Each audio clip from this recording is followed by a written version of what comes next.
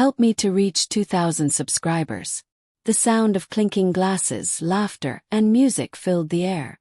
Fairy lights draped over the backyard fence, casting a golden glow on everyone's faces. It was supposed to be a simple gathering, our closest friends celebrating my promotion. But what started as laughter turned into the last night my husband ever looked at me the same way. "Come on, Maya, loosen up," my coworker Ethan teased, swirling his drink. He leaned closer, his cologne sharp and confident. "You're finally management now. Let me see you smile." I laughed, maybe too loudly. I could feel my husband, Aaron, watching from across the yard. His eyes were calm but unblinking, tracking every small movement. Ethan's hand brushing my arm, the playful tilt of my head, my laughter that didn't quite sound like mine. I knew what it looked like, but it wasn't that. It wasn't cheating. It was just harmless flirting. The kind of fun I thought Aaron wouldn't mind. Except when I caught his gaze, I saw something break in it. A flicker of disappointment, then detachment. He set his drink down, stood, and quietly walked away from the crowd. I froze mid-laugh, watching him disappear through the garden gate without a single word. No scene. No confrontation.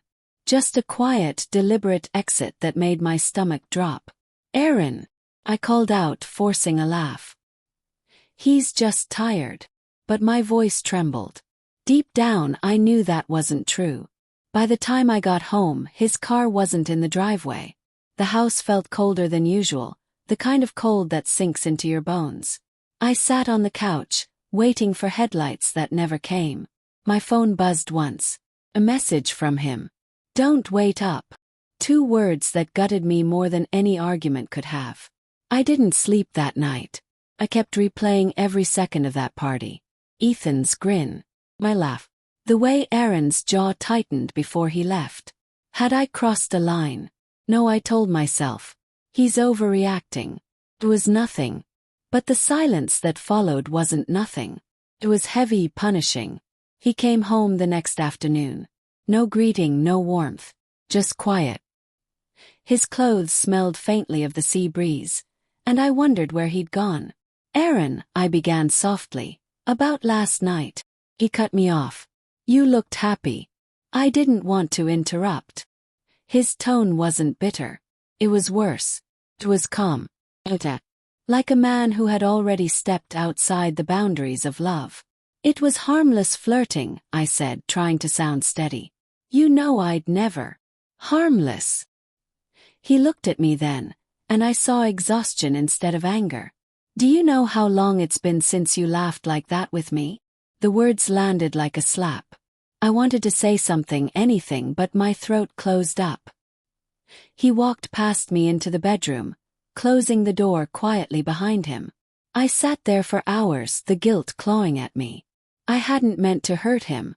I just wanted to feel admired again. To feel noticed. But wasn't that what he'd been trying to give me all along? Days passed, and the distance grew like fog. He went to work early, came home late, avoided eye contact. Every night the silence deepened. I tried cooking his favorite meals, leaving notes, even sitting beside him on the couch, hoping he'd reach for my hand like he used to. But he didn't. Instead, one night he said quietly, "You should call Ethan." Froze. "What are you talking about?" He kept his eyes on the TV. "You seem to enjoy his company. Maybe he can make you laugh again." Tears burned behind my eyes. "Aaron, please. Don't do this." But he stood up, walked to the door and said softly, "You already did." That night I found him packing a bag. My heart raced. "Where are you going?" He didn't answer at first. Then he looked at me and said, "I've been thinking about how it felt, watching you choose someone else's attention over mine. I realized I stopped being your person a long time ago." "That's not true." I stepped closer, desperate. "I love you. I just what? Needed validation from another man to feel alive." His voice cracked on the last word. I reached out, but he stepped back. "I'm not angry anymore," he said quietly. "That's how I know I'm done." And just like that he left. For weeks I told myself he'd come back. that it was temporary. But days became months. Friends asked, "Where's Aaron?"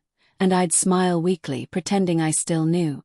I deleted Ethan's number, blocked him, tried to erase the night from my memory. But the damage was already done. It wasn't about Ethan. It was about the distance I'd allowed to grow, the emotional betrayal I refused to see until it was too late. Sometimes betrayal isn't physical. It's the small choices that chip away at love until there's nothing left. One evening, months later, I found an envelope in the mailbox. No return address, just my name written in his handwriting. My hand shook as I opened it. Inside was a letter. "Maya, I hope you're okay. I've started over by the coast. It's quiet here. Peaceful. I'm not writing to blame you. I think we both got lost. You wanted to be seen and I wanted to be needed. But love isn't supposed to feel like competition. I hope one day you find someone who laughs with you the way you did that night. Without guilt, without pretending. Take care of yourself." No signature. Just the echo of finality. I pressed the paper to my chest and cried until the ink blurred.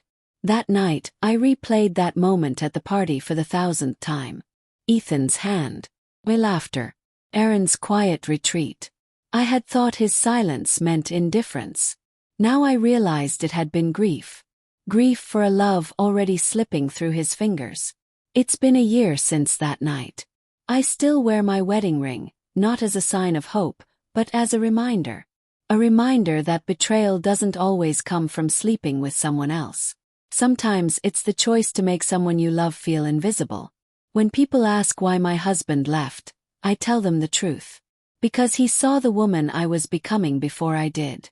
And once he stood up and walked away, he never looked back.